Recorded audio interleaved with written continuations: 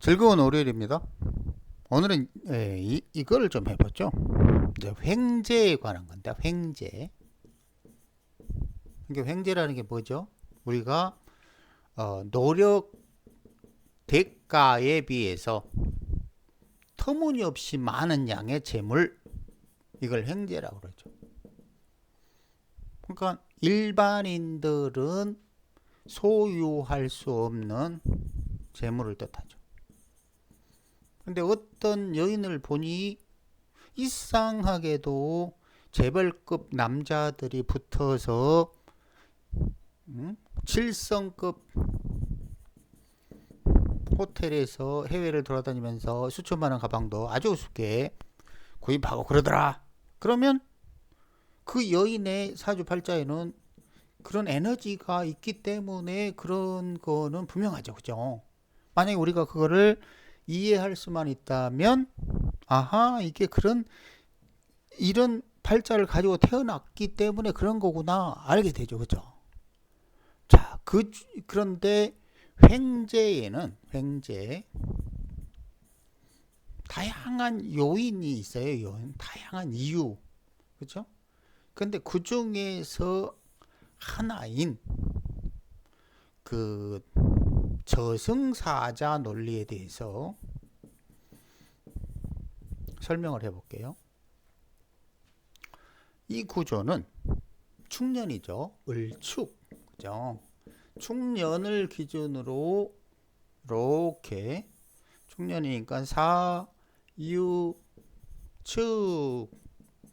이게 삼합운동을 해요. 사유축 그러면 이 축년을 기준으로 여기 인묘진 요거를 저승사자라고 불러요. 그리고 이거를 신살로 겁살, 제살, 천살이라고 부릅니다. 12신사를 모르면서 12신사를 안 중요하다는 건 황당하지요. 자, 겁살, 제살, 천살은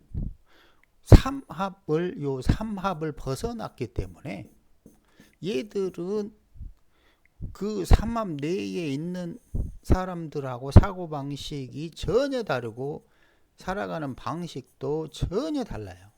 그리고 언제라도 이 삼합을 강탈, 뒤통수 하려는 이런 무언가 갑작스럽게 빼앗으려는 성향을 갖고 있어요. 이런 것을 달리 표현하면 횡재라고 그래요. 횡재. 근데 이게 그냥 횡재라는 게 일반인들이 순차적인 노력으로 할 수 있는 게 아니에요. 그냥 강탈하는 것처럼 빼앗는 거예요. 이런 게 에너지가 없다 그러면 한순간에 졸부가 되거나 이런 현상들은 이 세상에 존재할 수가 없는 거예요. 그러니까 졸부가 되려면 적어도 이렇게 강탈, 뒤통수 이런 성향을 갖고 있어야 되고 과감성, 과단성 이런 것들이 있어야 돼요. 이걸 할 수 있는 에너지는 뭐냐? 이렇게 삼합을 벗어난 저승사자의 에너지가 있어야만 과감하게 질러요. 여기 이 속에서 여기 이 삼합, 사유축, 삼합에서 노는 사주팔자들은 보수적이에요. 보수적. 틀을 벗어나려고 하지 않아요. 그리고 위험을 감수하려고 하지 않습니다. 근데 여기 있는 이 저승사자 같은 놈들은 어차피 아무것도 없으니 이쪽 걸 강탈할 수밖에 없어요. 그러니 그 과단성이 있는 거예요. 남들이 못하는 짓을 과감하게 질러대는 거죠. 그래서 둘 중에 하나로 나와요. 감빵,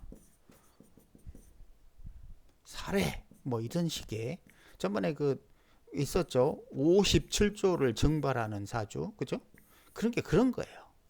그러니까 이게 문제가 이렇게 과단성을 잘못하면 법적으로 위법이 되면서 문제가 되는 거고, 만약에 합법이 되면 엄청난 돈을 버는 거예요. 이게 예를 들어서 많아요. 사례는 워런 버핏 사주 한번 보세요. 그럴 수밖에 없어요. 자, 이건 뭐 나중에 다시 이야기하고.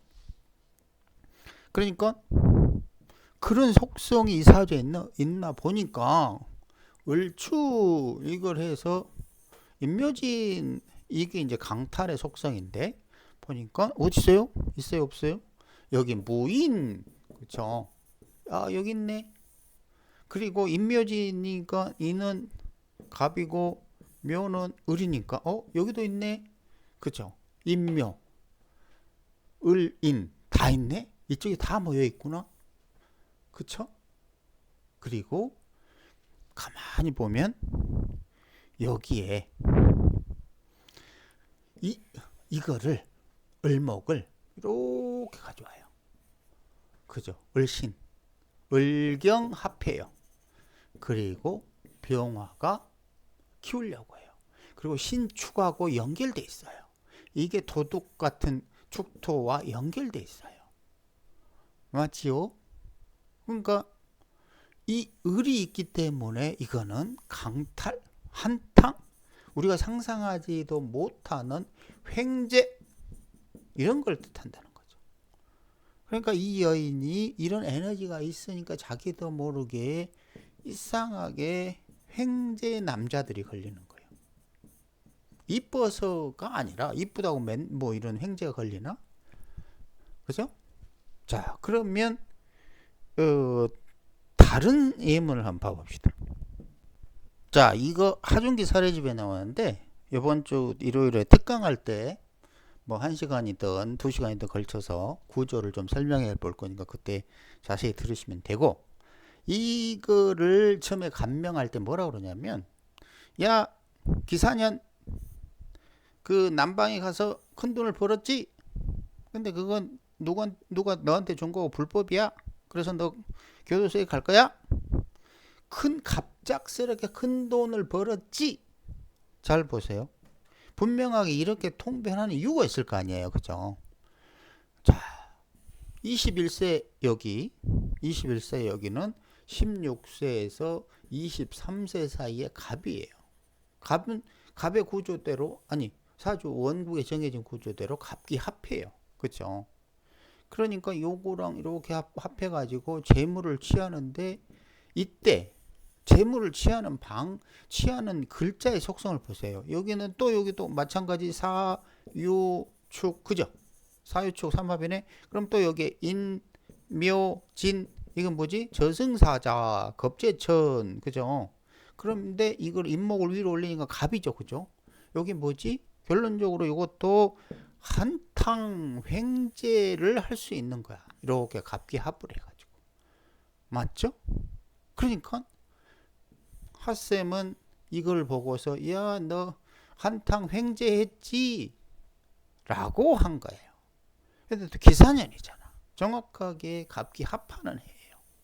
그러니까 여기서 이걸 보고서 오호 이거 작은 돈이 아닌데, 다만 불법이라는 거 이제 나머지 구조들을 이해하면 되는데 이건 일요일날 이제 설명을 해보겠다는 거고. 자, 이해할 거는 뭐냐면 다시 이제 이걸 봐볼까요? 항상 그 설명이 동일한가를 잘 들어보세요. 이론이 왔다리 갔다리 하면 그거는 천년 공부해도 소용이 없어요. 항상 동일한 논리로 동일한 설명을 하는가를 들어봐야 돼요. 자, 아까 이게 이제 자연순환도로 살피면 정리를 해봅시다. 이제 왜 횡재했는지에 대한 부분에 정리를 해보자고요. 이 자연순환도로 살피면 이 줄쳐진 부분은 저승사자와 같고 12신살로 겁살, 잿살, 천살이다. 얘들은 영혼의 세계, 물질이 없는 영혼의 세계와 같아서 이 항상 요 삼합의 운동에 있는 물질들을 공격해서 빼앗으려고 한다. 이것이 나쁘게 활용하면 강탈, 도둑질 이런 거예요. 근데 이 사람들은 이게 정당하다고 생각해. 왜냐면 얘들 입장에서는 정당하지. 왜냐면 얘들이 타고난 운명이 여기에 있는 것들을 빼앗아야만 되니까. 그런데 이거가 좋은 구조일 경우 사주 구조가 좋다. 그러면 어떻게 발현되냐면 횡재로 발현돼요. 횡재. 우리가 상상하지도 못하는 그런 돈을 취할 수 있는 에너지를 갖고 태어났다는 거죠. 그러니까 동일하게 저승사자인데 생명을 살리는 저승사자가 있고 생명을 죽이는 저승사자가 있어요. 그것이 그러면 생명을 살리는지 죽이는지는 어떻게 판단한다? 바로 사주 구조가 결정해요. 이 사주 따라서 사주 구조를 이해를 못하면 이놈에게 나쁜 저승사자인지 좋은 저승사자인지 알 수가 없다는 거죠. 하지만 기본적으로는 뭘 참고해라? 적어도 밝음이라는 속성을 가진 저승사자는 나쁜 작용을 어떤다? 하기 힘들어요. 화내버리기 때문에 좋은 쪽으로 작용할 가능성이 많은 거죠. 이미 여기서 우리가 해자축, 이 코로나 축도록 겪어봤으니까 알잖아요. 그죠? 점점 이제 이민년이 오니까 이제 점점 을사월 딱 되니까 점점 이제 코로나도 이제 해결돼 가고 있잖아요. 그죠? 물론 다른 나라는 이제 뭐 조금씩 상황이 다르긴 하지만 자, 기본적으로는 그렇게 이해를 하시면 되는데 기억할 점은 뭐다? 횡재는 아무나 하는가? 아니다 이거지. 이것도 사주 팔자에 나와 있는데 그 중에 한 가지의 요인은 뭐다? 저승사자 논리를 이해를 해야만 사주를 구조를 읽어낼 수 있다. 이거 설명한 겁니다.